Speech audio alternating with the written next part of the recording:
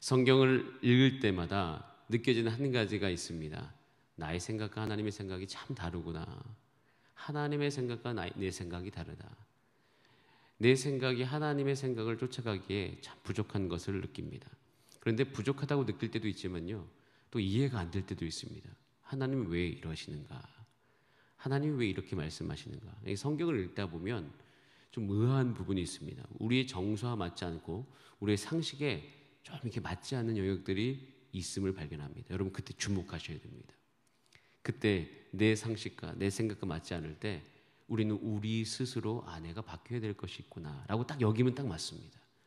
내가 더 하나님 앞에 나아가서 이것을 이해하려고 몸부림칠 때 내가 지금까지 깨닫지 못했던, 결국 나의 인생의 행복의 길로 이끌지 못했던 내 자신의 그런 바뀌어야 될 모습과 맞이할 수 있는 것입니다.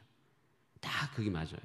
그래서 여러분, 내 생각과 하나님의 생각이 맞지 않는다, 성경 읽으면서 이해가 되지 않는다, 그럼 써놓으세요. 하나님 이해가 되지 않습니다. 근데 그게 이해되는 과정이 내가 스스로 변화되어져 가는 과정입니다. 근데 그 과정을 겪으면요, 우리 가운데 복이 옵니다. 우리 가운데 지금까지 내 인생이 왜 이러지? 했던 부분들에게 길이 뚫리는 역사가 일어나게 될 것입니다. 여러분, 이스라엘 백성들도 참 이해되지 않는 사항들이 있어요. 우리 1절 말씀 같이 한번 읽어보겠습니다. 시작. 바벨론의 느부갓네살 왕이 유다 왕 여호야김의 아들 여호야나와 유다 고관들과 목공들과 철공들을 예루살렘에서 바벨론으로 옮긴 후에 여호와께서 여호와의 성전 앞에 놓인 무화과 두 광주리를 내게 보이셨는데, 1절에 기록된 바벨론의 포로로 잡혀간 일은 예루살렘 주전 586년, 주전 597년의 일을 이야기합니다. 열왕기하 24장에 좀 나와 있는데 나중에 한번 읽어보시면 이 상황을 아실 수 있을 겁니다. 이때 바벨론으로 붙잡혀간 사람들은 고니야, 그러니까 여호야긴 왕이죠, 선지자 에스겔, 그리고 왕의 아내들과 어머니 7,000명의 용사들이었습니다. 하나님께서는 이런 상황 가운데 에레미야에게 여호와의 전 앞에 놓인 무화과 두 광주리를 보여주셔요. 딱 보여주시는데, 하나는 어떤 무화과입니까? 극히 좋은 무화과. 또 한 무화과는 어떤 무화과죠? 먹을 수 없는 극히 나쁜 무화과예요. 그래서 2절에 이렇게 되어 있어요. 한 광주리에 극히 좋은 무화과가 있고 한 광주리에는 극히 나쁜 무화과가 있다. 딱 봐도 이게 운명이 두 갈래로 나눠지는구나 라고 되어 있어요. 여러분, 바벨론으로 잡혀간 이스라엘 백성, 여전히 예루살렘에 남아있는 이스라엘 백성, 어디가 좋은 무화과일까요? 이 부분을 우리가 생각해 볼 필요가 있습니다. 우리는 뭐 성경을 쭉 읽어봤고 이거 모든 것을 다 아는 사람이면 답을 알고 있겠죠. 딱 봤을 때 나라를 빼앗긴 민족이 좋은 것일까? 아니면 여전히 나라에 남아있는 민족이 좋을 것일까? 뭐 우리의 어떤 상황하고 비교해 보자면, 우리가 여러 가지 상황 가운데 있는 일본과 이제 굉장히 좋지 않았을 때, 그리고 일본에 이제 식민지로 있었을 때, 우리나라에 있는 우리나라 사람이 좋은 건가? 일본으로 간 그 사람들이 좋은 걸까? 한국 사람이 좋은 걸까? 생각해 보면 사실 상식적으로는 저는 우리나라에 남아 있는 것이 낫지 않습니까? 그렇잖아요. 저는 그렇게 생각해요. 저는 처음에 이 본문을 읽었어요. 물론 이거 사람마다 견해가 다르기 때문에 이 부분에 있어서 저도 이제 이것을 처음 읽었을 때가 있지 않겠습니까? 이 바벨론 70년이 왜 필요한가? 이 부분을 이해가는 것이 처음에는 이 신앙생활을 할 때 그렇게 쉽지는 않았습니다. 그것이 이제 이해가 되어지고 하나님께서 무엇을 의도하는지 그 하나님의 마음을 이제 이해하고 그것이 우리 삶 가운데 어떻게 적용되는지를 아니까 그것이 복된 길이구나라고 아는 거지, 처음에는 그것을 딱 부딪혔을 때는요, 이게 참 그것이 그 하나님 아버지의 깊은 의도, 너무 깊기 때문에 잘 이해가 안 된 영역들이 있었습니다. 극히 좋은 무화과는요, 극히 이제 바벨론의 포로로 잡혀간 사람들의 이야기예요. 처음에 저의 생각과 너무 다른 거죠. 알고 보니까 극히 좋은 무화과는 바벨론에 잡혀간 사람, 극히 악한 무화과는 어떤 사람들이에요? 예루살렘에 남겨진 사람들이에요. 그래서 8절에 이렇게 되어 있습니다. 8절 말씀 한번 같이 읽어보겠습니다. 시작. 여호와께서 이와 같이 말씀하시니라. 내가 유다의 왕 시드기야와 그 고관들과 예루살렘의 남은 자로서 이 땅에 남아있는 자와 애굽 땅에 사는 자들을 나빠서 먹을 수 없는 이 나쁜 무화같이 버리되, 이 땅에 남아있는 사람과 또 애굽에 사는 자들은 뭐냐면 애굽으로 살려고 도망간 사람들이에요. 도망간 사람들은 어떻게? 나쁜 무화과다라고 되어 있습니다. 그래서 바벨론에 잡혀간 사람들은 고니아 왕으로 대표되고요. 바벨론에 남겨진 사람은 시드기야 왕으로 대표가 되죠. 그래서 전자에 대해서는 하나님은 그들을 어떻게 해요? 바벨론에 잡혀간 사람들은 돌보신다. 그들 다시 돌아오게 하신다. 세우고 헐지 않으시며 뽑지 않겠다라고 이야기합니다. 그리고 오히려요, 어떻게 말씀하시면 그들에게, 그러니까 바벨론에 잡혀간 사람들 가운데 하나님의 아는 마음을 주시고 전심으로 하나님께로 돌아오게 하시겠다라고 이야기합니다. 반면에 그 시드기야 왕, 이 땅에 남아있는 사람들, 애굽으로 도망간 사람들은 어떻게 합니까? 하나님의 심판이 그들 가운데 임한다. 내가 나쁜 무화과 나무를 버리듯이, 무화과 열매를 버리듯이 조금도 아까워하지 않고 버릴 것이다 라고 되어 있습니다. 그리고 그들의 종말이 오늘 이것도 9절 10절에 나와요. 모든 나라로 흩어버려서 그 가운데서 환난을 당하게 하고 수치를 당하게 하고 조롱과 저주를 받게 할 것이다. 하나님께서 왜 이러실까요? 왜 이 부분이 처음엔 아까 말씀드렸듯이 저의 정서와는 좀 맞지 않았습니다. 바벨론에 가는 것이 훨씬 안 좋은 일이다라고 생각한 거죠. 여러분, 이쯤에서 한 가지를 생각해 볼게요. 여러분 부모로서 아이를 호되게 혼냈습니다. 자, 그런 상황이 있어요. 자, 그러면 그 아이가 집에서 혼나는 것이 좋을까요? 아니면 혼나기 싫어서 집에서 가출하는 게 좋을까요? 두 부분 한번 생각해 보세요. 여러분, 집에 있으면 어떻게 되죠? 혼나죠.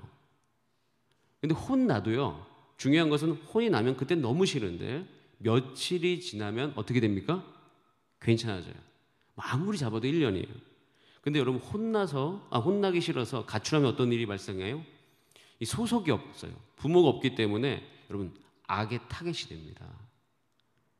여러분, 악한 사람들이, 특별히 여러 가지 상황과 환경 가운데 나쁜 것을 통해서 이득을 뽑는 사람들이 가장 많이 노리는 타겟이 누구냐면 가출한 청소년이에요. 부모가 없다는 거죠. 부모가 있는 아이들은 잘 못 건드려요. 왜냐하면 그 부모가 있기 때문이죠. 근데 부모가 없는 아이들은 그 악의 타겟이 될 수 있어요. 그럼 이 점이 굉장히 중요합니다. 자기 스스로 결정해서 하나님의 징계와 연단을 받으면서 내 안에서 내가 무엇이 잘못되는지에 대해서 생각하지 않고 그것을 받기 싫어가지고 어떻게 해요? 애굽으로 도망가 버리고 그냥 어떻게든 다 흩어져가지고 바벨론으로 포로로 갈 때 거기 숨어가지고 그 예루살렘에 남아있는 거예요. 어떻게? 살려고. 혼나기 싫고 그냥 자기는 자기 것을 지키려고 하고 그럼 어떻게 됩니까? 악의 타겟이 돼요. 이게 무슨 얘기냐면요, 그들은 지금 하나님께서 이 바벨론을 이용해서 이스라엘 백성들을 하시려는 것은 어제 말씀드렸듯이 이들을 정화시키려고 하는 것이에요. 하나님의 백성 같게 만들려고 하는 거예요. 이들 가운데 정말 하나님의 나라로서, 제사장 나라로서 이곳 가운데 율법의 기능과 그 다음에 그 제사장과 선지자 왕의 기능이 잘 돼서 하나님과 연결되어지고 그 하나님의 백성으로서 이 땅 가운데 살 때 그들은 강건해지거든요. 그래서 가장 강건했던 것이 다윗 왕 때인 것이에요. 하나님과 연결된 왕이 이스라엘을 통치했을 때 그 이스라엘은 역사적으로 굉장히 강건했습니다. 그러지 못하는 거예요. 하나님과 연결되는 곳이 하나도 없는 겁니다. 어떻게 돼요? 하나님께서는 더 이상 이것을 두고 볼 수 없어서 완전히 다 뒤엎어버리는 거죠. 그럼 거기 우리는 딸려가야 되는 거예요. 하나님이 우리 가운데 오셔서 우리의 죄를 이야기하시고 우리의 죄에 대해서 우리가 회개해야 될 때는요, 거부하시면 안 됩니다. 하나님의 그 인도하심에 맡겨드려야 되는 거예요. 이게 꼭 성령이 임했을 때 우리의 상태가 똑같습니다. 성령이 임하면요, 우리 가운데 그 죄된 것이 토하나오게 되죠. 여러분, 그 수련회나 여러 가지 집회 가서 은혜 받는 친구들은 거기에 맡겨버려요. 이게 내 창피하다 막 이러면서 오히려 내 자아가 너무 강해서 거기 피해버리면 어떤 일이 발생해요? 그 은혜 가운데를 못 들어가요. 그들이 누리는 그 복 가운데로 가지 못해요. 어떻게 돼요? 맡겨버리는 거예요. 내 죄가 다 드러나는 거, 수치스럽다 이렇게 생각하는 것이 아니라 오히려 하나님이 나를 인도하시니 거기에 내가 맡겨버리는 것이에요. 그럼 어떤 일이 발생하죠? 우리는 회복되는 거예요. 이 똑같은 원리들이 우리 삶 가운데 계속 일어나고 있습니다. 그럼 누가복음 15장은요, 여러분이 너무 잘 아시는 탕자의 비유가 나오는 장입니다. 거기서 누가복음 15장 17절부터 19절 말씀 한번 같이 읽어보겠습니다. 시작. 이에 스스로 돌이켜 이르되 내 아버지에게는 양식이 풍족한 품꾼이 얼마나 많은가. 난 여기서 줄여 죽는구나. 내가 일어나 아버지께 가서 이르기를 아버지, 내가 하늘과 아버지께 죄를 지었사오니 지금부터는 아버지의 아들이라 일컬음을 감당하지 못하겠나이다. 나를 품꾼의 하나로 보소서 되어 있습니다. 누가복음 15장 17절에 이에 스스로 돌이켰다고 되어 있어요. 둘째 아들이 아버지의 재산을 받아가지고 탕진했죠. 다 써버렸습니다. 다 썼는데요, 이 누가복음 15장이 우리 가운데 보여준 하나님 아버지의 마음이 여기 있다는 거예요. 하나님께서 원하시는 것은 어떻게든 이 어떤 상태든 간에, 그 죄의 상태든 간에 아니면 좋은 상태든 간에, 첫째 아들도 마찬가지, 둘째 아들도 마찬가지고 하나님 아버지의 마음과 연결되기를 하나님께서 원하십니다. 하나님께로 오기를 원하시는 것이, 그들의 상태와 상관없이. 그래서 하나님은 언제나 어디에 포커스가 있냐면 이 백성이 나와 어떻게 연결될 수 있는가. 여러분하고 똑같은 것입니다. 여러분 한 개인을 내가 하나님과 어떻게 연결될 수 있을까? 내가 죄된 모습으로 과연 하나님과 연결될 수 있을까? 내 안에 죄를 회개하지 않고 하나님을 인정하지 않고 하나님과 연결될 수 있을까? 그런 일은 없다는 거죠. 그럼 하나님은 어떻게 하셔야 돼요? 하나님과 연결되기 위한 생각들을 하시고 그것을 위해서 조치를 하시고 그렇게 다루시는 것입니다. 여러분, 그래서 우리가 한 가지 기억하시는, 하나님이 우리와 연결되기 위해서 우리 가운데 찾아오실 때 기꺼이 우리 자신을 내어드릴 수 있는 저와 여러분 되시기를 간절히 원합니다. 그게 너무 중요합니다. 하나님께 내어드리시는 거예요. 스스로 굳건히 서가지고 안 변할래 하면서 딱 있는 것이 아니라 하나님께 내어드리는 거예요. 안 혼날래 이러는 것이 아니라 그 내 안의 것들이 하나님께서 이야기하셔도 드릴 수 있는 거예요. 여러분, 이것을 관통하고 가면 우리 가운데 한 가지 복이 오네요. 그것이 오늘 읽었던 예레미야 24장 7절 말씀이 있어요. 이 복이 저와 여러분 가운데 있게 되어지기를 간절히 원합니다. 우리 같이 한번 읽어보겠습니다. 시작. 내가 여호와인 줄 아는 마음을 그들에게 주어서 그들이 전심으로 내게 돌아오게 하리니 그들은 내 백성이 되겠고 나는 그들의 하나님이 되리라 라고 되어 있습니다. 바벨론에 살면서요, 이스라엘 백성들은 어떤 일이 발생했냐면 하나님을 그리워하게 되었습니다. 하나님을 그리워해요. 예전에 살았던, 그리고 다윗의 그 영화로움이 어떻게 우리의 역사 가운데 다윗 시대에 그렇게 영화로움을 누릴 수 있었을까? 그런 걸 깊이 생각해 보게 됩니다. 그러면서 정말 기적적으로 한 가지 일이 일어나게 됐는데 그것이 율법을 좋아하게 됐어요. 율법을 그리워하게 된 것이에요. 예전에 그 율법이 자기 자신을 얽매인다고 생각했습니다. 그 율법이 자기 자신을 옥죄인다고 생각했어요. 그 율법을 다 지키려고 할 때 내가 너무 피곤했다고 생각했어요. 그런데 참 사람의 마음이 새로운 것이 그 율법을 그리워하게 된 거예요. 그래서 바벨론에 있을 때 정말로 성경을 읽는 일들이 일어났습니다. 성경 운동이 일어났어요. 성경을 회복하자 운동이 일어났어요. 하나님의 말씀이 얼마나, 하나님의 말씀대로 사는 것이 얼마나 행복한 줄 그들이 알게 되었다고요. 이것이 하나님께서 우리 가운데 의도하신 것이에요. 여러분, 저와 여러분 가운데 하나님의 연단이 올 수 있습니다. 징계가 올 수 있습니다. 받아들이세요.